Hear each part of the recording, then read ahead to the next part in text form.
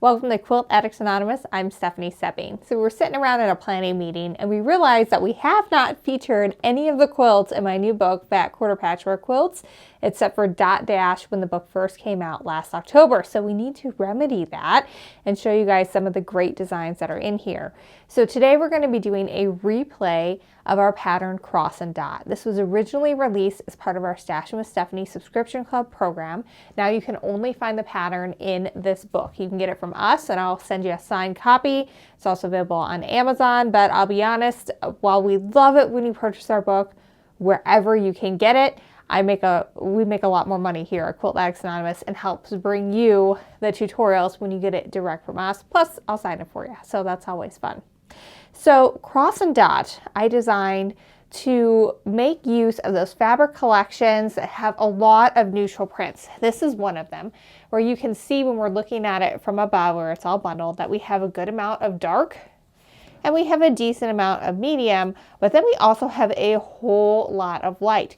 And there's a couple of reasons that this happens. Is sometimes I feel like when people are designing, I feel like they need to have a little bit of everything in there so they have good variety for the end consumer, because not everybody uses the entire collection all in one quilt. But there are a fair amount of people who just do not feel comfortable mixing and matching from different collections and having confidence that it will turn out right. And so a lot of people will see a collection like this one. This is Memories from Figo, and they'll just get it because it's all meant to go together. It looks good together. You're going to be pretty safe if you use all these together in a quilt. The problem comes in is if you do not separate your light value prints from your light value background. And so here's where the second reason why I think people do this is a lot of fabric is printed on rotary screen printing machines. So what they do is they make a screen, and let me just actually open this so you can see what we're talking about. All right, so I've pulled out some of the prints in here that are made from the same rotary screen print. You can see that we have a bunch of card suits in here. We've got hearts, we have spades, we have diamonds, and we have the clubs. And the print is the same in each one. What changes is the color. So the same way that we screen print a t-shirt where you push ink through a screen printing material and then it deposits on the quilt, a similar process happens when your fabric is printed with traditional rotary screen printing. And the expensive part of creating those is making the actual screens, because every single color needs a different screen, so that way you can have it deposit differently. So like this peachy color here needs a different screen than the grays here, and needs a different screen than your background. And when you have a model color, that may even be different screens as well sometimes. And sometimes you can see this on the salvaged. So this collection for some reason doesn't show the colors that they use on the salvage. Most of them do, where you can see that we have a peach, we have a dark charcoal, and then we have the white, and you can see that and it helps you color match. But basically, what fabric companies do in order to save money and be able to have more prints in a line is reuse those screens, because it's really easy once you have it just to change up the colors. So here we can see that we have swapped out that black for a nice creamy white, and instead of having a lighter gray, we now have a darker charcoal here. And then we change things up again a little bit here. The pink gets a little bit lighter. We go back to that same dark, and then we have more of a medium slate grayish brown, grayish looking thing here for our background. And you see that throughout. You know, we have these florals that are the same print across 3 colors. We have this pretty one that is the same print across 2 colors. And then we have this mottled texture, which is the same print across 2 colors. In this entire line, we actually only have 3 prints that are different. And so these do not have any matches. They just stand on their own. They're very pretty, but those are the ones that kind of just stand out. So again, a lot of designers, when they're doing it, they're trying to have good representation. They're also trying to save money when they're creating it by using those screen prints again when they're doing the rotary screen printing. And then the third reason is a lot of times the fabric designers are not also quilters. So they don't understand that if you give me this really awesome print that has lots of musical instruments on it and other things that evoke memories to you, that I can't use this right next to my background print because it's going to get lost. I need to separate that somehow from the rest of it so that way it can stand out and we can have a good looking quilt. So there are a lot of these collections out there where you just have an obscene amount of light value prints that you cannot put right next to your background, or you completely lose them and then the effect that you were going for is not there. So that's why I designed Cross and Dot, because we have a very light value print in the center of the block, followed by a medium value print in a rectangle around that, and then a very dark value print for our 4 at a time flying geese on the outside. And then we have medium value prints again in the corners to create that secondary little dot design. So that way you're able to take a collection that has a lot of these light value prints and you're able to use all of them, even if you're using a light pack.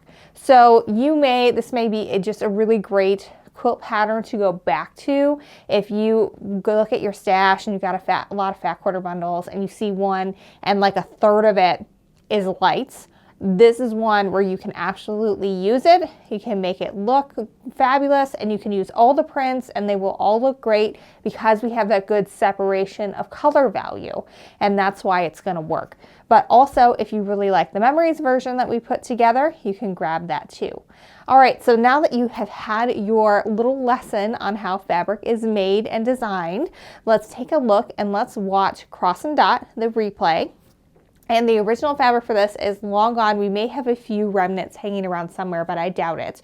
But again, we've put together new kits using memories from Figo Fabrics. We're using this fabulous modeled print as our background. And then we have utilized all of these medium prints together.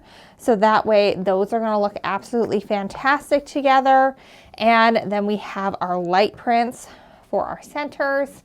And everything is just going to be absolutely fantastic because we're going to really well separate everything out so that each color value has its own chance to shine and everything can stand out from our very light background. So check it out, have some fun, grab a kit if you want it. Otherwise, take a look at your stash of fat quarter bundles and maybe this is a good option for one of those that has a lot of light value prints.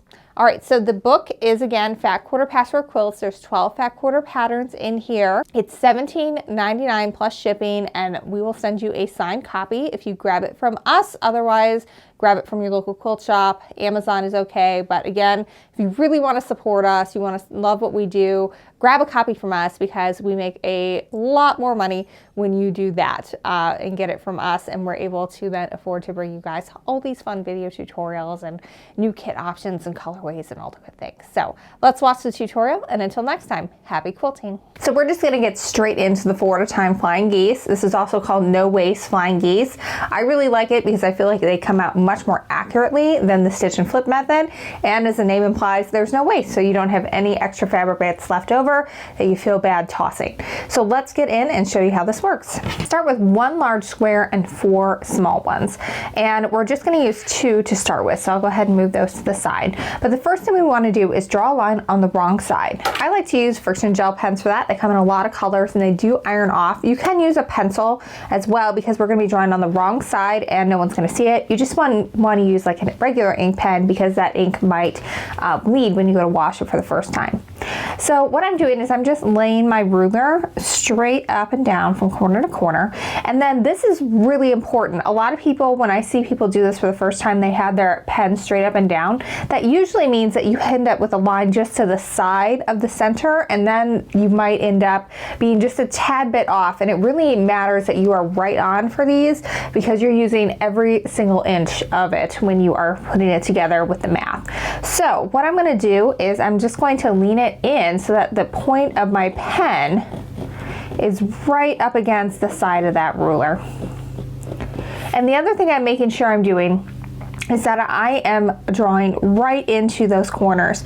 A lot of times I'll see people draw just a hair off to the corner and they'll think, okay, I'll catch that when I'm sewing. And most people don't, you know, they just follow the line and they don't think about, oh, I need to adjust and get right into that corner. So do pay real close attention when you're doing this to make sure you're going from point to point exactly and that you're leaning that pen in. If you do use a pencil, make sure it has a nice sharp tip so that you have a nice sharp line as well. I'm gonna go ahead and do that for the other ones as well. So I typically don't pin at this step, but I'm going to show you how to do it. If it's brand new to you, you might want to give it a try like this for the first couple and then try a few without pins and see how you do. What you're going to do is I'm going to lay 2 of these so that way my points are matching at the top and you've got right sides together here. So I've got these corners matching and then I'm going to grab a second one and get these corners matching here.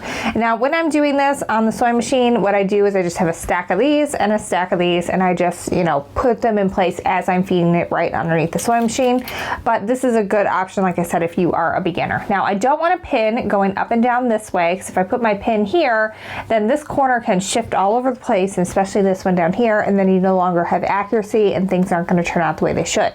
You always want to pin where you are going to be sewing, which in this case is going to be right up and down this drawn line. So I want to make sure I'm pinning across that line right in the corner. I'm going to do the same thing with the bottom down here. Then sometimes when you're working with this, they can get off a little and you wouldn't want them to be like this far off. You want to try as best you can to have the lines meeting right on top of each other. You can see that the point of this one just extends right into that one there. So when you're getting started, it can be very helpful to just give a little pin. And if you're working on a surface that you can dig your pins into, like this cutting mat, that is ideal. You don't want to do this on like your dining room table because you're going to poke the bejesus out of the top and that won't be good. All right, so now what I'm going to do is I'm just going to sew down both sides of this drawn line. So typically when we're sewing along the edge and we either are using a 1/4 inch foot or we are setting our machine up to sew a 1/4 inch stitch setting, and you are going to keep the edge of the fabric even with the edge of your presser foot. When you do any type of triangle that starts off as a square, which is my favorite way to do things, what you're going to do is you're going to pretend like that line is the edge of your fabric. So I'm just going to stitch all the way down this one, then I'm going to flip it over and we're going to stitch back down this side.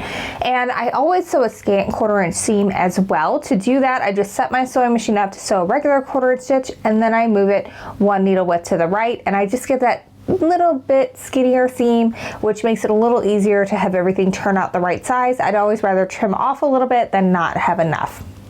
One other note, I highly recommend that you do not use a foot that has a flank on it. Let me grab mine so you can see it.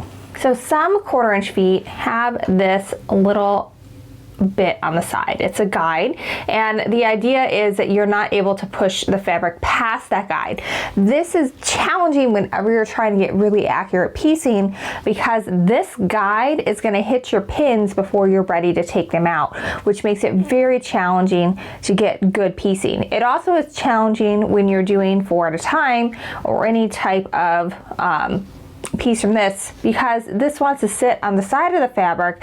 It doesn't want to go over the top. So these feet are great for when you're doing things like top stitching on a bag handle. They're not so great for when you're trying to get accurate piecing for your quilting. So I would either do your 1/4 inch stitch setting or get out an actual 1/4 inch foot that doesn't have that guide on it and you'll have a lot better results. So I usually just leave this top pin in whenever I'm doing things like this, just until I get it underneath the presser foot, because that kind of holds things in place. Now I'm just going to stitch down, again keeping the edge of the presser foot even with that line. And you want to stitch as close as you can to those pins without going over them. I have broken needles sewing over pins. It's not fun.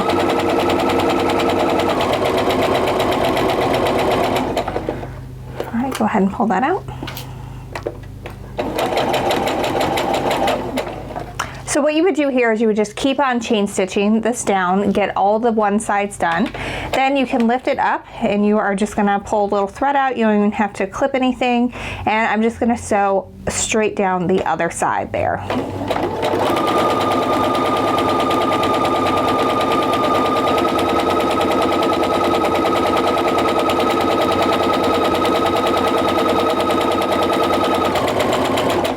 you want to do, especially when you're doing this for the first time, is give this a little measure. And I'm measuring the distance between the seams, and in this case I'm just a hair under 1/2 inch, which is perfect. You want it to be a 1/2 inch or less. If it is more than a 1/2 inch between these two stitch lines, then you've done something wrong. You're going to need to redo it. So again, if you're trying this for the first time, maybe just do, you know, one of these, see how it goes, and make any adjustments needed before you do all of them. So now that I've got this done, I'm going to go ahead and just cut down on this line. If you're not exactly on the line, not a big deal. It is the accuracy is already there from sewing that scant 1/4 inch seam. However, you don't want to make sure that you have less than 1/8 of an inch seam, because then everything can pop open on the long arm and it can just be too skinny. So same thing too when you're measuring, if you are seeing that you have less than a 1/4 inch in between your two stitches, then that means that that's too skinny and you're not going to have a big enough seam. So you want to make sure that you are somewhere between, I would say, less than a 1/2 inch and 3/8 of an inch is probably like a sweet spot for how big it should be in between those seams. All right, we're going to press this now, and then we will be ready to finish up these. It goes super fast and they're super slick. I think you're really going to like this. So I like to press these open. I just open up that seam and then I just put my iron down. You just want to make sure, especially as you're going over this part, that you get it nice and flat with your fingers, pressing that open before you get to the rest of it. And if you've watched some of our older videos, if you used to do some of the Block of the Months where we have done these, you'll notice that I'm now pressing it open instead of pressing it over.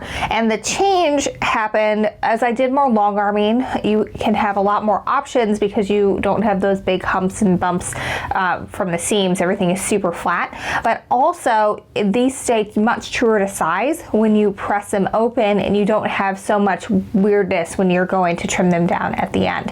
Now at this point it looks super weird. It looks like we've made a heart, and there's no way that this is possibly going to turn into anything, but let me give you a little sneak peek. So the next thing we're going to do is we're going to put this in and we're going to sew down both sides, and you can see, if I pull that open, that we have 1 flying geese and 2.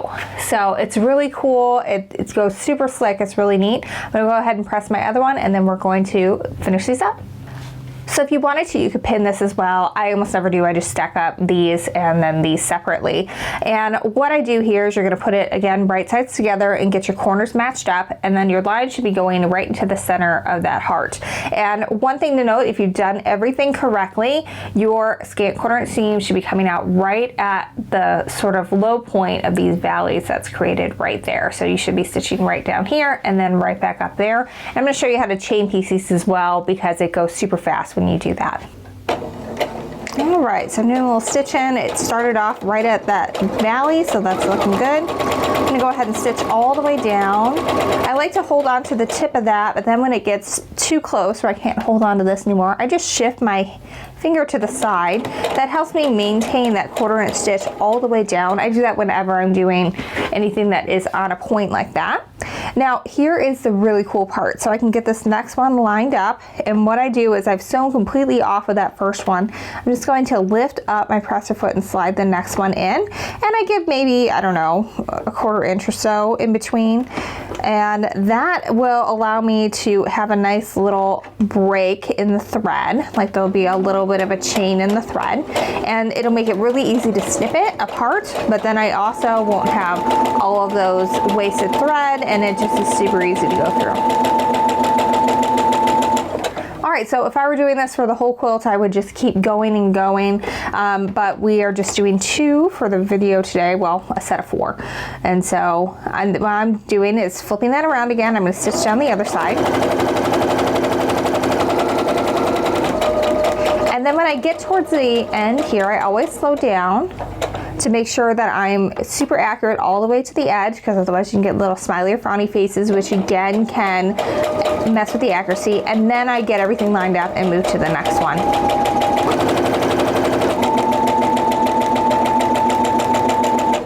All right, it's time for the magic to happen. Same deal as before. You want to cut straight down the middle, but if you're not perfectly on the line, you're fine as long as you have at least 1/8 of an inch seam allowance. Now we got those apart, and I've got 1 and 2 flying geese, and it will be 3 and 4 as soon as I cut these apart. Now we're gonna press them and trim. So I press these open as well. You just wanna make sure when you're going over that you're lifting and pressing so you don't accidentally press any seams going in a direction you don't want. And then I'm gonna flip that over and give it a good press from this side as well to get that seams good and flat. And you can see how good this looks here. Occasionally when you do the stitch and flip, these will be drastically different sizes and you're like, how in the heck does that happen? This one's so much larger, I just don't know.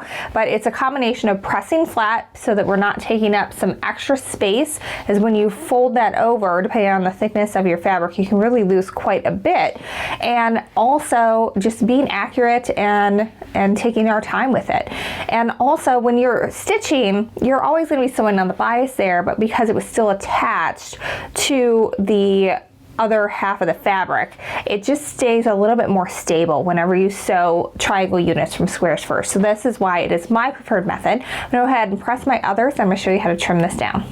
All right, so it is very tempting to skip this step, but don't do it, because your fabrics are gonna sew together so much better and you're gonna have such more flatter blocks and accurate piecing if you take the time to get this little bit extra trimmed off.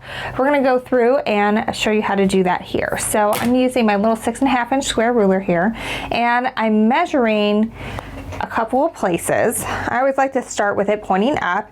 So I'm getting my 4.5, and this one turned out exactly 4.5. So that is great.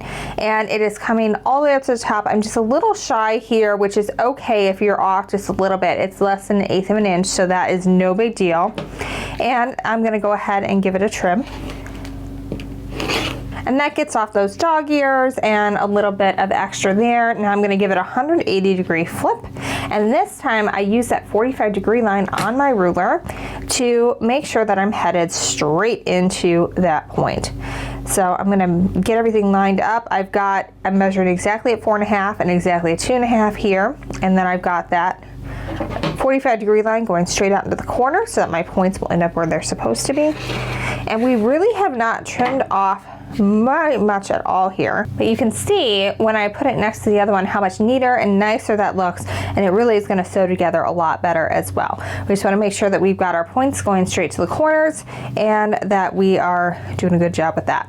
All right, so that was super simple, super easy, super fast. I hope it takes the fear out of flying geese. I know a lot of times people are like, oh God, flying geese. But when you do it in this method, it feels super fast. You get that instant gratification because you're doing 4 at a time. And then you're able to get really accurate results, which I know is a lot of people don't like about flying geese. Sometimes it's hard to get accurate results, but I hope with this method you'll be able to do it.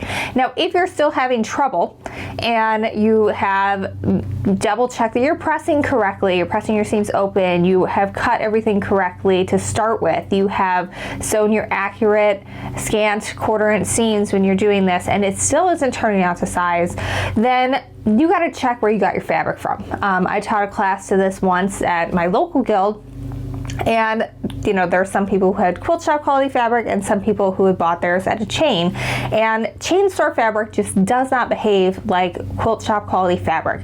There is a lower thread count and they have different finishing techniques, which makes it stretch out. You would think that when you buy quilting cotton it's all the same no matter where you get it, but it just is not.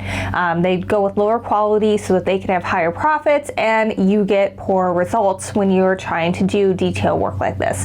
So you know, if you've never bought fabric from a quilt shop before, just go buy some fat quarters. We have fat quarter bundles available at our shop, shop.quiltaddictsanonymous.com.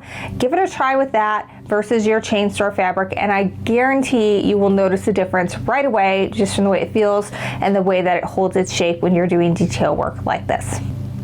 Now you can get as scrappy or as coordinated as you want with this project. What I chose to do to give it like a controlled scrappy look, which is what I like the best, because then you still a lot of fabrics in there, but there is a little bit less chaos in your quilt. And what I like to do is have all my points match. So I did everything in sets of 4 so that I would have the cross be made out of the same 4 fabrics for the points and everything in there. So I have a set of 4 of the flying geese that we just made, and then I have 4 matching rectangles to go with this. And again, all the cutting instructions and, you know, the different quantities you need of light, medium, and dark fabrics for fat quarters, all of that's available in the pattern. It's called Cross and Dot at shop.quiltaddicsononymous.com. So what I'm going to do here is I'm just going to sew these guys right sides together. From here on out, I'm doing everything with a 1/4 inch seam.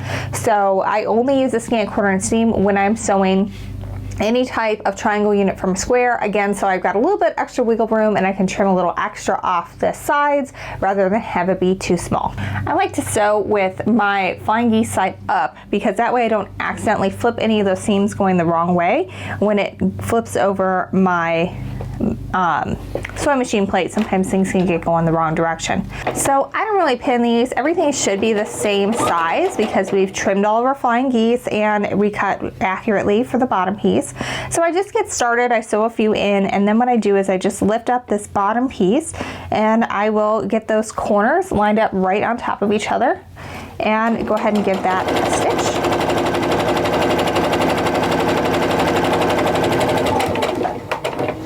And then you can chain piece these as well. I recommend that you do. It will make your life so much easier if you can just whip through all these at once. But again, if you are trying to make them a little bit more controlled with the scrappiness, do make sure you're taking the time to match up the same 4 with the same 4. I'm gonna go ahead and press these open as well. Again, make sure you take time to make sure you're not pressing any of these other bits going the wrong direction. So just do a lift and press as you work your way down. And then I usually get it from the other side as well. All right, so we've got one more type of unit to go in the corners. This is a part that creates a secondary dot design, and it's super simple, super easy.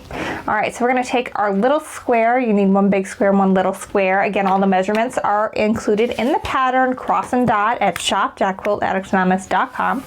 Looks like I already marked this. You're gonna mark from corner to corner, just like we did before. And again, make sure you're going straight into that corner. And what you're gonna do is you're going to arrange this, match up your corners, everything right sides together. And again, you're making sure that your line is going from the top to the side corner. And then this time we're gonna stitch right on that line because we're gonna flip this over to create our little corner bit. Sometimes, depending on how I'm feeling the thickness of the fabric, I'll stitch just one needle width to the seam side, so to the right of that line. And then that provides, I feel like, accurate results as well. But you definitely don't want to be on the left side of the line because if you do that, then your block is going to be too small and it will not fit together right. So either right on the line or one needle width to the right of it if you find that you're having some issues with the thickness of the fabric. All right, so for this, what I like to do is I like to move my needle so it's in the center. I feel like it's easier to sew down the center of a line when the needle is also in the center. You just plays tricks on your eyes if you leave it in the 1/4 inch stitch setting. So I'm just gonna line this up, get my needle in place, and go ahead and stitch down. You could pin this if you wanted to. I've done probably thousands of these, so I'm just gonna go ahead and stitch it. All right, then you can keep going with the others and just chain piece these. Another thing to note here is I can see from the back here is this butterfly is a lot bigger and is cooler. And so that's the side that I want to have flipped up. So I want that to be in my bottom left side when I'm arranging it. So that way when I go to press this open, I'm gonna see my big butterfly instead of the little one there that has a swing cut off.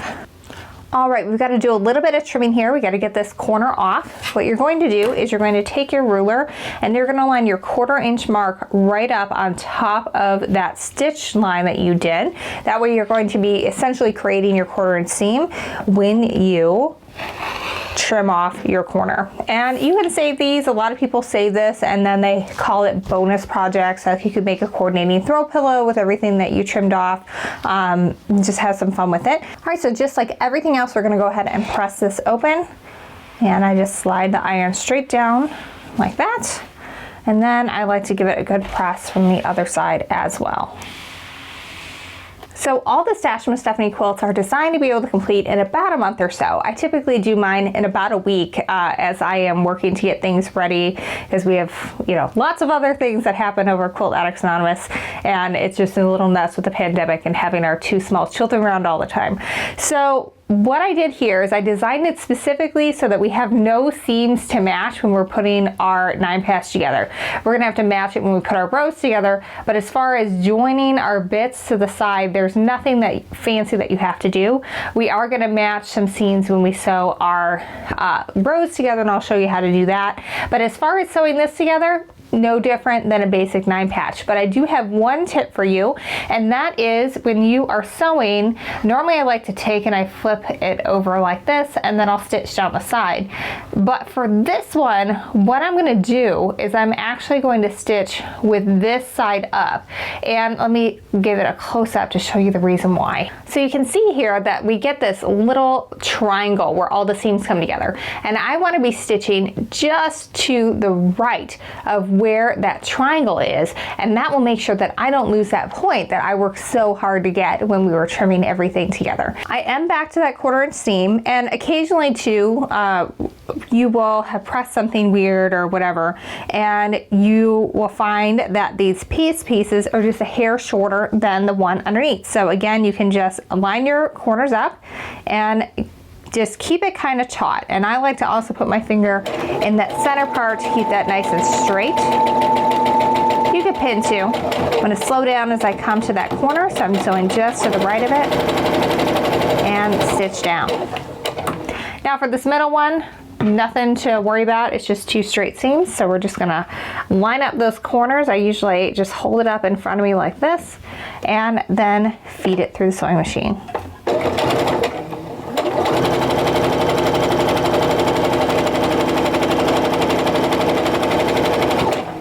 Same deal with this bottom one here. I want to make sure that I am sewing with this part on top. So I'm just going to flip that over, get my bits lined up, my corners. And in this case, it's actually a hair short. So I'm going to start with the top lined up, just like before. And once I'm in about maybe 1/2 inch or so, what I do is I just line up those bottom corners, and I just hold a finger on top of that and hold a finger on that center, and everything's gonna turn out fabulously flat.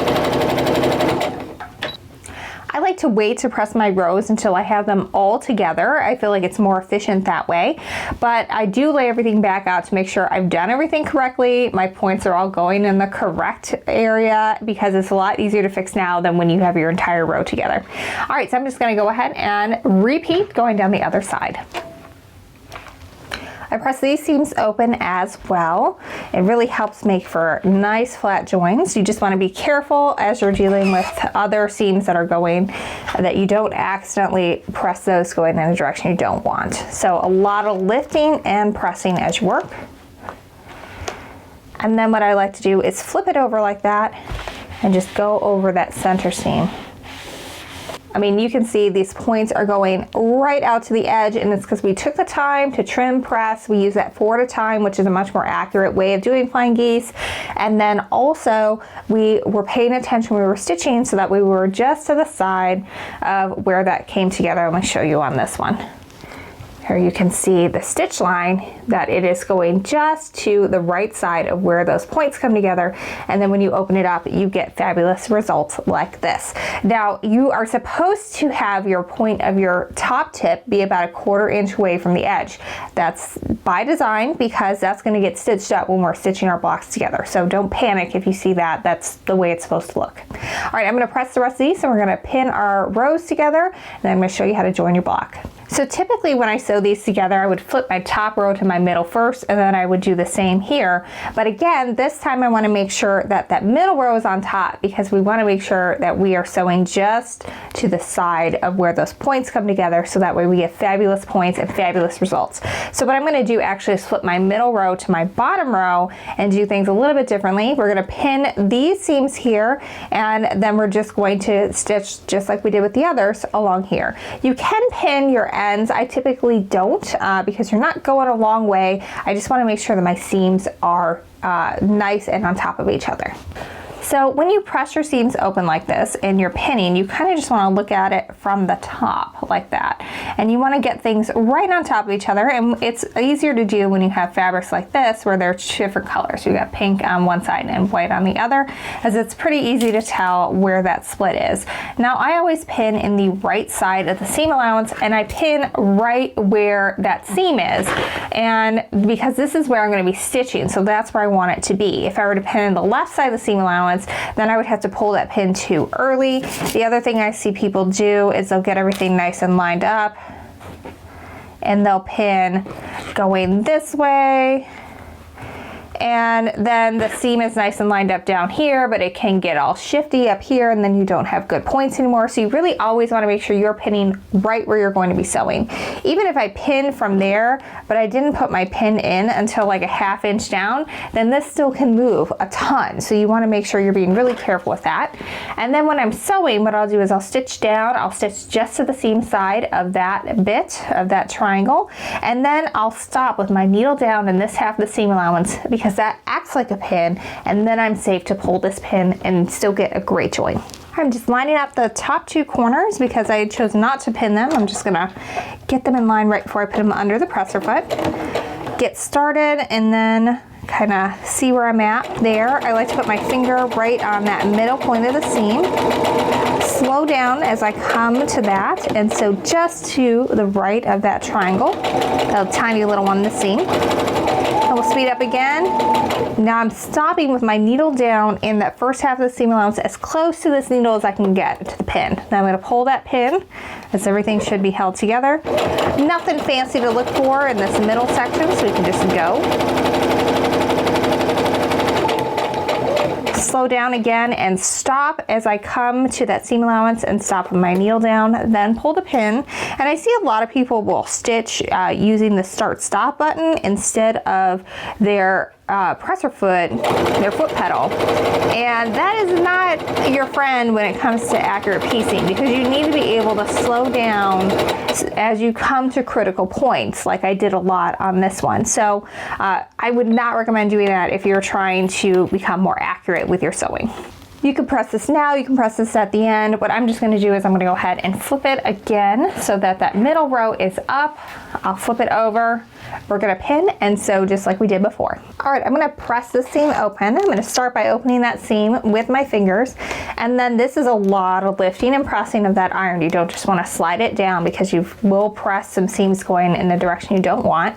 And as long as you keep a few fingers ahead of the iron to open that seam up, this is really pretty easy. It does take a little bit of getting used to if you're switching from pressing it open, but again, I find that this makes for really super flat seams, so you can do some really fun stuff with quilting. You don't have to worry about you know, getting your needles stuck and broken. It just, and the points just look so pretty and flat and exactly the way you want them to be.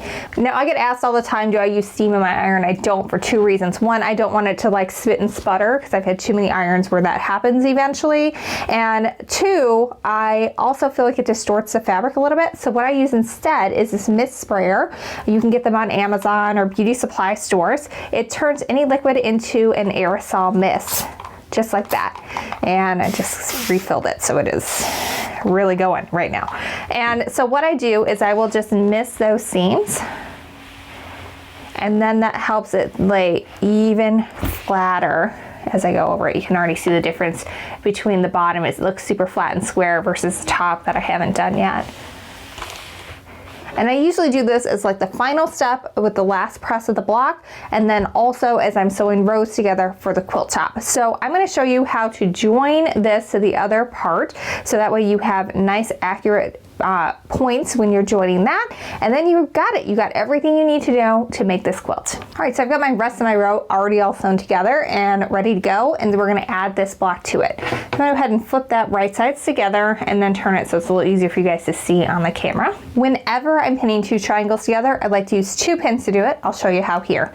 What you're going to do is you're going to take your pin and you're going to put it right at the top of that tip of your point, and then you're going to find the corresponding tip on the one below and put it right in there as well. Now you will see that this one ended up being a little short, and so these edges are not matching up. That's okay, because nobody is ever going to see the inside of your quilt, and I do have at least 1/8 of an inch there, so I'm gonna be good to go. So what I'm gonna do when I sew this is I'm still gonna sew just to the side of these points, and no one will ever know that I was off just a smidge on the inside. All right, so I've got that pinned between my thumb and my forefinger, just like that, to keep this pin going straight up and down. Now with the second pin, I'm going to take and I'm going to pin across. And what that does is it keeps these points right on top of each other, so that way I can sew and have them be right as close as possible. But if I were to rock this and pull it out, the top one would go forward, the bottom would go back, and they would no longer be where they need to be. So I'm gonna go ahead and pull that. I'm gonna go ahead and match up these guys. It's probably gonna be a little bit harder to tell for you guys on camera, but I'm just looking at it from above and getting those lined up. And the good thing is these are background fabrics, so if you have a little bit of trouble getting them perfect, no big deal, no one's gonna see. Now these corners are gonna be the same way. We're just gonna look at them from above to get them lined up, but it's just a little bit trickier because you're going on the diagonal. So I just like to kind of peel it back just a smidge until I'm positive that I've got those bits right on top of each other.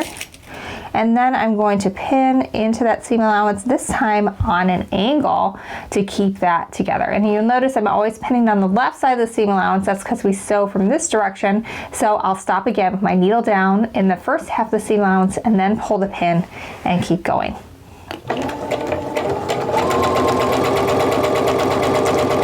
I'm going to go ahead and slow down as I come to that first half of the seam allowance, and once I've sewn mostly right up to that seam, that's when I pull the pin.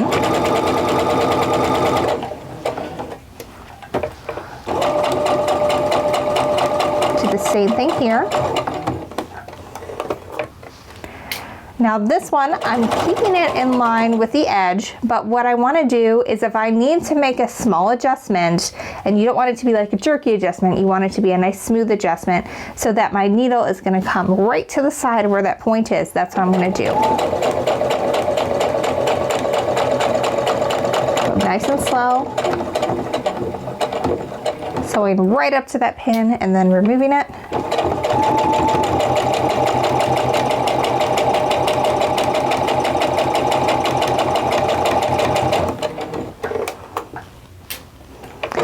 Finish her up.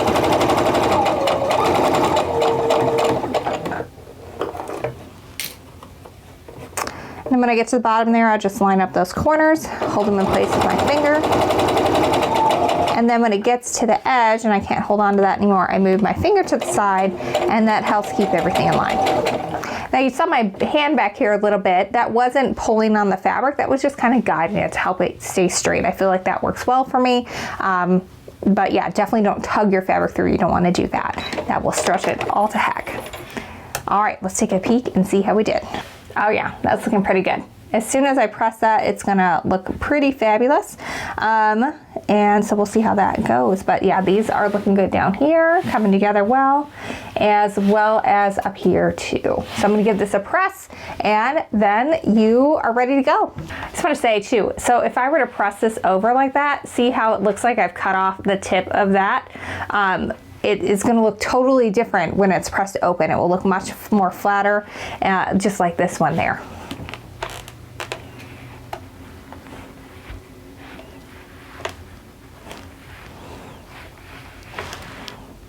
And give it a spritz again, just to help get that super flat. And that looks really, really good. I'm very happy with these points, how they came together. They are right on top of each other, matching, which is what we want. That is, you know, that's the goal always, is to have your points end up where you want them to be. These are coming together well as well. If you were not happy with how this turned out, you don't have to rip the whole thing apart. You can just rip about a ½ inch or to an inch on either side, repin, and then just stitch that section. Make sure you start about an inch before and end an inch after to secure those threads really well. But no need to pick everything if you're unhappy with a little join. But I will take this. I am very pleased with how this turned out. Well, I hope you have enjoyed this pattern and video tutorial. Again, it's called Cross and Dot, and it is available at shop.quiltaddicts.com. So check that out, and until next time, happy quilting.